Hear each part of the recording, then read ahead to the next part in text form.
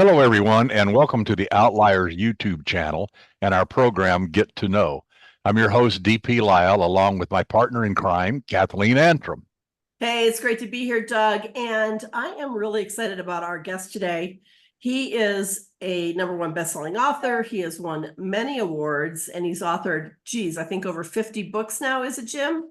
Yep. Yeah, that's Yep. it. Yep. So, welcome with us, James Scott Bell. How are you? Hey, terrific out here. It's not raining in LA, as it was for a few days. So Yeah, hey, finally. No, you passed it on over here to Colorado. We've got it here now. Okay, we're good. No, We're good. Yeah, it's turning into snow here. But anyway, to start off this interview, I have a favorite question that I would like to ask you. And I'd like to ask about your childhood. And if you feel that your childhood impacted your desire to become a writer, and if so, how? Did you have imaginary friends? Did you read a lot? Were you introverted, extroverted? Interesting. Wow. Well, okay. No, I was a TV baby. I came of age when the TV was just kind of starting to expand, and I loved watching old movies and adventure stories. I was really into Robin Hood and Zorro and those kinds of adventures. Walt Disney had a show of featuring Zorro with a guy named Guy Williams, who later did Lost in Space. And I loved Zorro. Yeah, I had the Zorro outfit, the lunch pail, everything. So, Oh, yeah, I used to cut Z's all over everything. My mother would whack me in the head, they made a toy sword in those days, a little plastic sword, and at the end of it was a piece of chalk, so you could do a Z, without really hurting anybody. So I had that anyway. I was really into those kinds of stories, and in third grade, I wrote a novel, a novel. It was 4 pages on my brother's, lined notebook paper, my big brother, and illustrated by me, about a boy who climbs aboard a pirate ship and has adventures and so forth. Anyway, I showed it to my teacher, and he liked the idea so much. He said, "All right, here's what Jimmy Bell did. I want you all to, write one of these over the course of a week. You write one of these." So I've been influencing writers for many years. So That's right. that's how it started. You still are. So there's that. Yeah. So were you an introverted child, an extroverted child? I wasn't particularly introverted. I mean, I had a lot of friends at school, and I tended probably to keep to a smaller circle of friends. I wasn't a big social guy. I was just, I had my good friends. I like to play sports, and so I had, teammates and things like that. But I wasn't withdrawn or anything. I think I was just kind of a normal kid who liked jokes. I like to play practical jokes. Sometimes they misfired, but that's what happens. But no, I had a nice childhood, which kind of makes me wonder how I became a successful author. Because aren't you supposed to have this, Dickensian terrible? I don't know. So Is that comedians or writers? I'm not sure. Yeah, exactly. Exactly. So you were a trial lawyer. That was your basically your first real career, correct? Well, actually, no. Oh, share. My first attempt at a career after college was actor. And I went to New York. I did the whole acting thing, the whole stage thing. Got a few small parts, came back out to Hollywood, got some commercials. I was trying to break into acting. I did that for about 5 years. I enjoyed it, but didn't have the big break. And I could have stayed with it, but I met a beautiful actress, and wanted to marry her. So I said, maybe I could go into something a little more stable, lucrative. So that's when I went to law school, and so I practiced law for several years, and that was I actually enjoyed that. But then I started writing and, fell in love with that. And that kind of started to take on its own life, and been doing that ever since. And you were, At what age did you start? Did you sit down and say, okay, I've been fooling around with all this stuff. I'm going to write a novel. I'm going to write something that I won't publish. How did? I was 34 years old.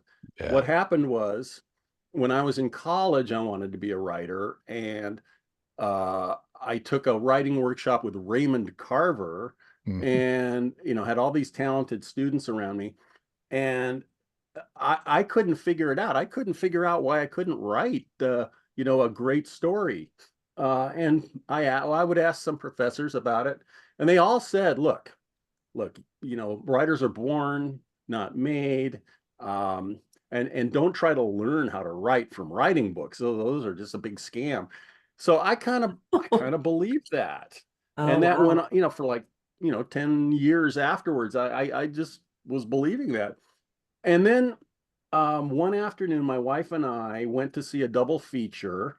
It was Wall Street, that great movie, and a movie I had no idea what it was about. It was just there, so we watched it. It was called Moonstruck. Now, that movie, Yeah. when I saw it, not expecting anything, just knocked me out. It is so good. The dialogue is so great, the characters, and I came out of there feeling so wonderful. I said to my wife, I said, look, I've got to see if I can learn to write, because I want to make people feel the way I feel right now. And so that began my journey. That was 1988. Began my journey of sitting down. I'd been to law school, so I approached it like a subject. I got the books. I was going to study. I was going to try. I was going to see if it could be done. And well, it can be done. Look at that. And now you've written, let's see, what is it? Over 23 books on writing and how to write. Yes. Now, remarkable. Well, when I started to get published, I was just, I was excited that I was able to learn, unlike what I was been told.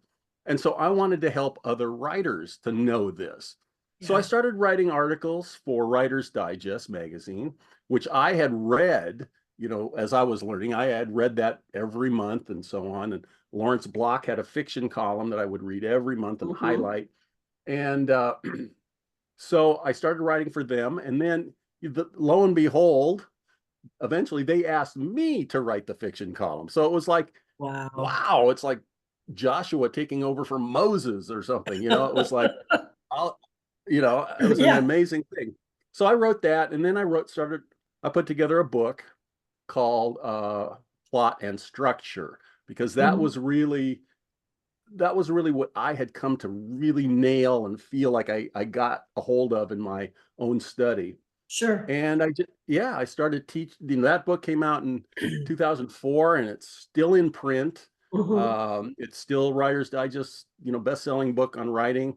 And I just, I started teaching after that and writing more books, and I enjoy that aspect of it. I enjoy the teaching as well. So. Well, you sound exactly like me. I mean, when I decided I wanted to write, I was probably 50. So I was even older than you. When I knew I could tell a story, but can I write one? And I did the same thing. I read every book on how to write, starting with Saul Stein, and which is still a fabulous book. Every writer should read every couple of years because there's so much in there. And I read probably 100 books on writing. And it taught me a lot, but it didn't really teach me to write because I had to sit down and write, and then you learn to write by doing all that. And I have to give you some kudos. I'm a big fan of the teaching company, and which does, I belong to Wonderum now, which is their program where you get access to all their stuff. But we've been listening to the teaching company tapes. We go back to the cassettes. And then we went through the CDs, and now we're at the MP3 downloads. But we listen to these when we travel all the time. And you have an absolutely wonderful course on writing novels and writing the best-selling novel. And it is fabulous. I tell everybody, go join Wonderum. Listen to this thing. You will learn a lot. So you've written a lot of books on writing. Tell us about this one. Yes. Well, this is the latest one. as I was learning, and like you say, Doug, you can't just read the books. You gotta apply it. You gotta be writing every day as well as studying. So I always emphasize those two tracks. So I would learn something in a book, let's say, and then I would sit down and write a scene using what I had learned and try to solidify that. And I would make notes on, napkins and, scraps of paper. And I still have all those, in a big envelope, because it's precious to me to retain all of the things that I was doing when I was struggling to learn. And I kept a big notebook of these things as I would transfer these notes into a notebook form, big thick notebook, and I used an index to tell me where things were. And it just seemed to me that there were nuggets in there that helped me. Not big long explications, but just little nuggets. Try this.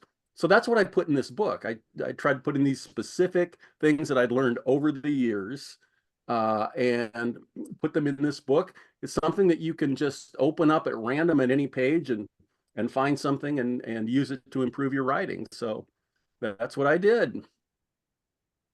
Cool. Cool.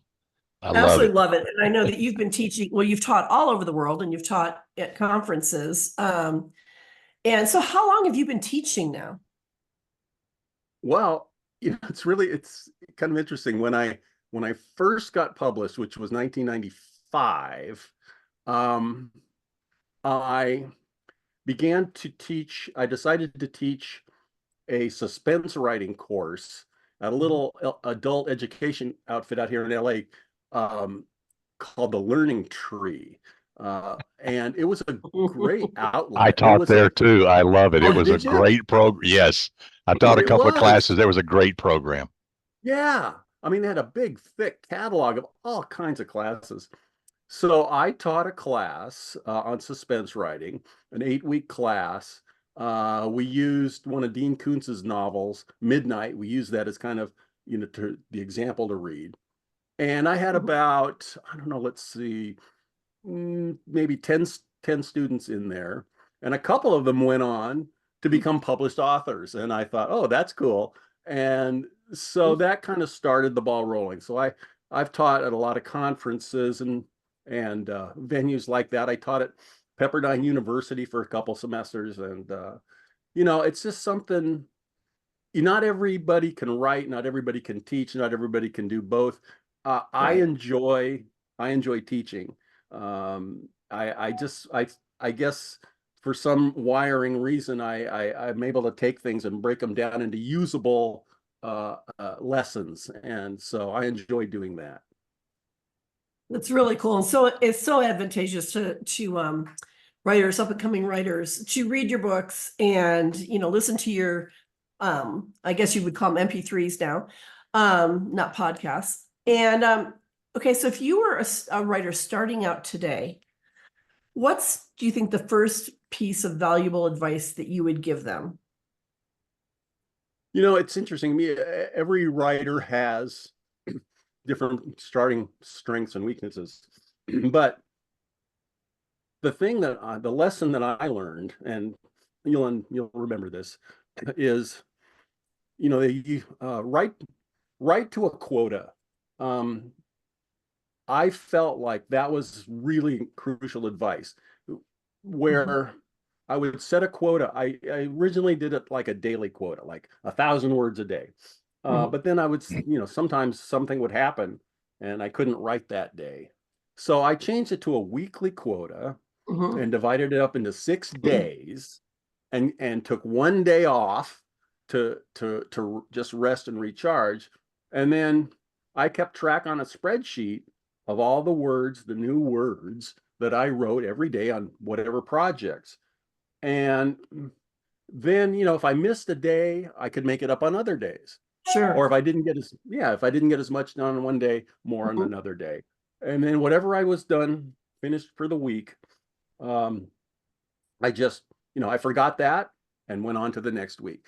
Now, to me, that's really, as I look back, I'm kind of astonished at the number of books, but it's all because just day after day, week after week, I'm writing to this quota. And as long as you do that, and because you're practicing your craft, that's how you get stronger, is by writing. And so that would be, I would try to advise all writers to just set what I say this, I say, look at your schedule, because not everybody can write, full time. Look at your schedule. Figure out how many words you can comfortably, easily write in, let's say, a week. And then up that by 10% and make that your weekly goal, because it kind of gives you a push ahead. And I think any writer who's serious about this can do that. I think you're saying if you're going to be a professional writer, you got to treat it like a profession, and it's a job, and you better look at it that way. You also better enjoy it.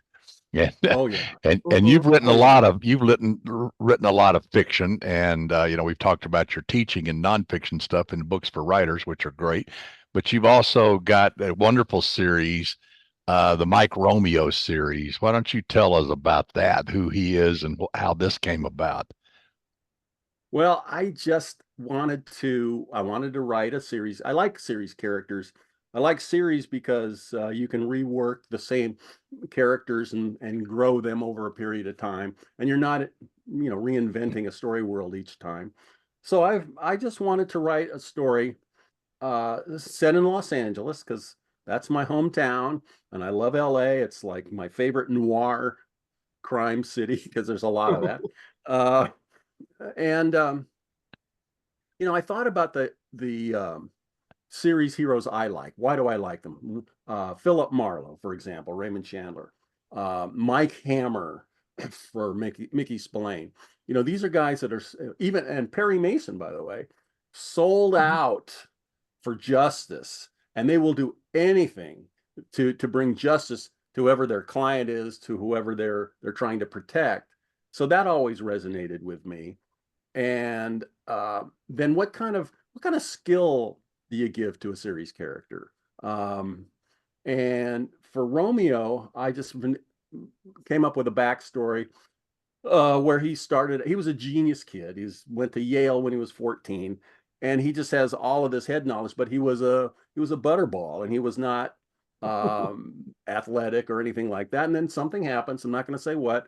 And he begins a transformation into who became a cage fighter, and that becomes his skill, not just the physical, but the mental as well. And that appeals to my Sherlock Holmes side, is that, he was able to solve things through his mental prowess as well. So I tried to put all that into the book and into the series character. And I just love it. I'm having fun writing it. I'm working on number 9 right now, and we'll see what happens. Yeah. Tell us about that, your new book. Well, it's Romeo. It's called Romeo's Justice. I'm just, finishing up the first draft now. As usual, it involves Romeo and he's really, now by this time, he has an employer friend, a Jewish rabbi who happens to be ex-Mossad, but now is a rabbi who is also a lawyer. And Romeo does investigative work for him. And so in this one, and I try to use current event issues too. So this one is about a homeless guy, a kid from Las Vegas, who's trying to make it as a comedian, stand-up comedian in LA, and ends up killing a guy in self-defense, and he becomes their client.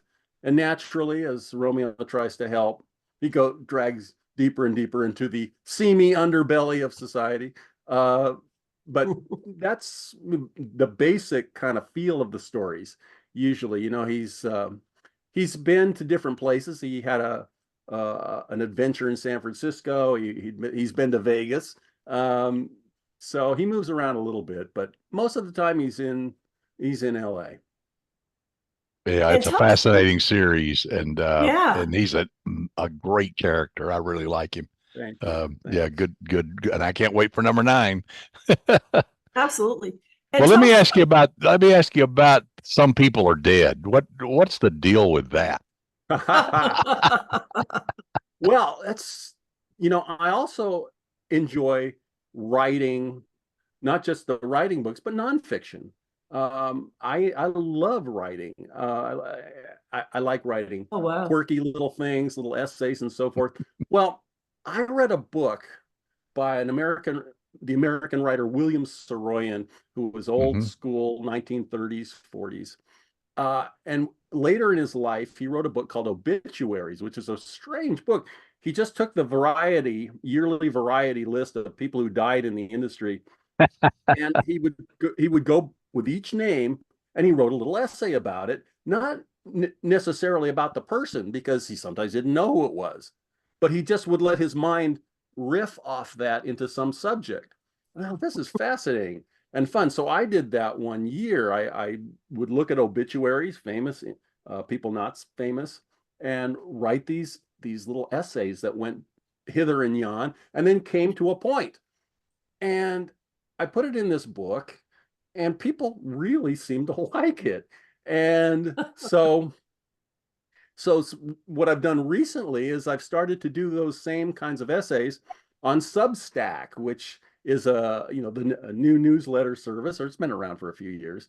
But I'm having a wonderful time on Substack with about 13,000, 12,000 subscribers who get these little mini essays every week. And it's fun for me. It's also, I believe that when you write in different forms. Like Ray Bradbury used to read and write poetry, which really informed his style. And so when you do something in a nonfiction form, it actually helps your brain, keep alert and flexible. Mhm. So anyway, that's kind of the story behind that book. I agree. I agree with that. Not Mhm. nonfiction keeps your pipes clean. It's a different animal.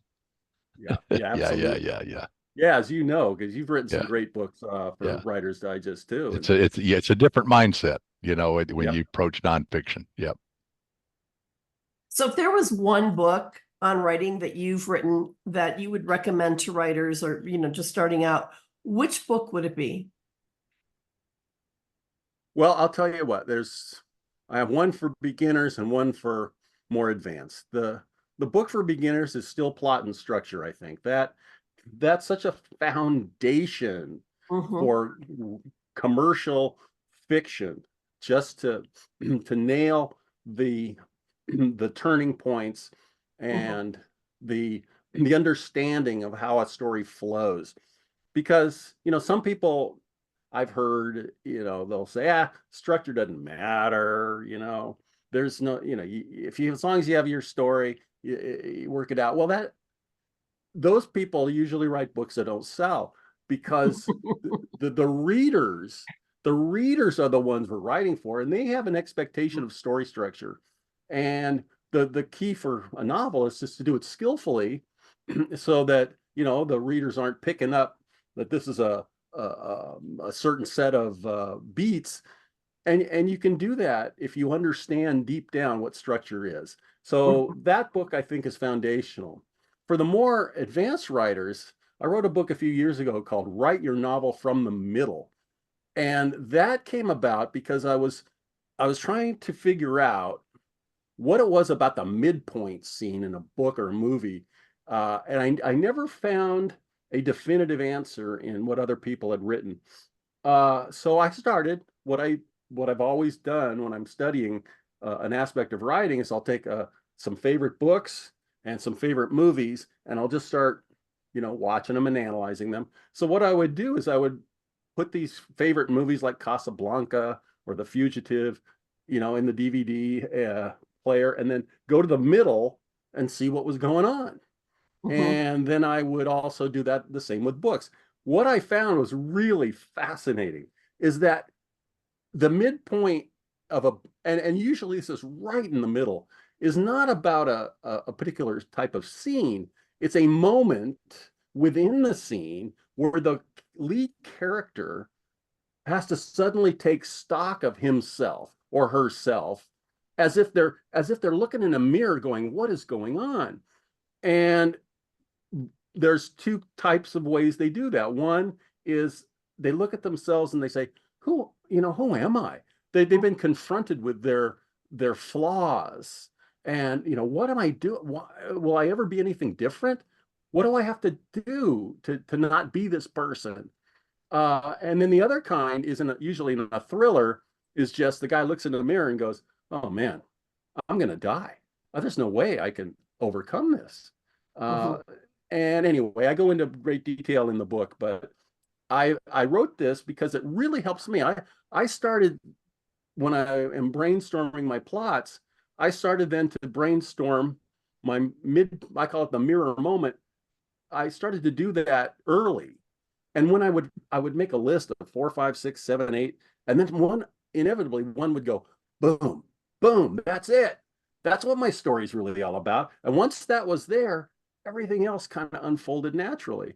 And so I wrote this book, and I found just a ton of writers telling me, wow, this really works. And I'll get these letters say, hey, open up my manuscript. And I looked, and there's my mirror moment. It was right where you said it should be. So they get very excited about it. Anyway, I went on too long about it. Awesome. No. I think that is critically important and often overlooked. And in the course I mentioned earlier that you did for the teaching company, your section there about the midpoint of the story was fantastic, and it resonated. I've always said that's the central tent post of the story. Yeah. It changes the character, it changes the plot at this moment in time. And when I teach that, if you look at Jaws, it's the moment after Brody gets slapped by the mother, and he stops, and his son is almost killed by the shark, and he stops, and all he does is look at the sea. There's no dialogue. Right there is the midpoint. He has flipped the switch, and he knows, I cannot stay on shore and be passive. I've got to be active. Beautiful. That's the moment. Beautiful. That's the moment. Yeah. I love that. I love that. Excellent. Excellent. Well, we talked before we got on that we are both big Robert Mitchum fans. So I have to ask you about this. This is something that slipped by me, but I'm going to go find it and read it now. Well, yeah, I'm a Mitchum fan too. I'm a movie fan, period. But I just love Robert Mitchum. He is such a good actor. He doesn't, it looks so effortless when he acts. And he does a number of different things. But I was watching a Mitchum movie some years ago, and he was doing something in a scene that a man in those days just did. It involved he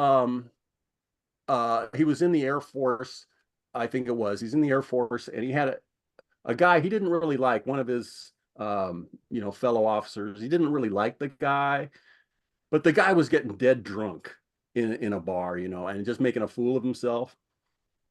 Now, these days, people might, they might say, leave that guy alone. But Mitchum said, this is not going to be good for this guy's dignity. This is not going to be good for our image. And so he takes hold of the guy, and he gets him out of there, and he gets him sobered up, and he gets him somewhere else. I thought, why did he do that? Because men in those days just did those things. They did things that were their duty. They did things that were understood to be good. And as I looked over many of his movies, I thought, each one of these movies, he's doing something like that. Now, I'm not talking about the movies where he's a villain, because he's really scary in those movies. Like Cape Fear, the original Cape Fear. Yeah. But most of the time, in the 40s and the 50s, he's doing these things that are honorable, that are decent, that are just basically good. And he's protecting children, he's protecting the most vulnerable. He's doing things like this. So I just wrote this book which analyzes many, many of those moments with a little lesson involved, because I think that needs to be a lesson for boys and young men that they're not getting today. So that's why I wrote it. Cool. Yeah, I love that. And it's words like honor, integrity, character. He demonstrates all of those things. And those aren't words that we take so seriously anymore. Yeah. So, unfortunately, at least it seems to me. No, So I think you're right. And that's one of the reasons I'm writing the Mike Romeo character. Is it just, my way of contributing to the conversation and trying to bring some of these values back. When you said you're working on your 9th Romeo book, what else is on your plate right now? What can we expect down the road? yes. Well, as far as fiction, I think that'll be that and number 10 are on my mind right now. As I mentioned, Substack. So if people want to search for me on Substack, James Scott Bell, they can do that. I'm writing every week those mini essays. I'm also including a podcast on the paid membership. Great. I'm actually doing podcasts that are not necessarily writing related, but there are things that interest me, like on this date, what happened. And I recently did a recitation of Casey at the Bat.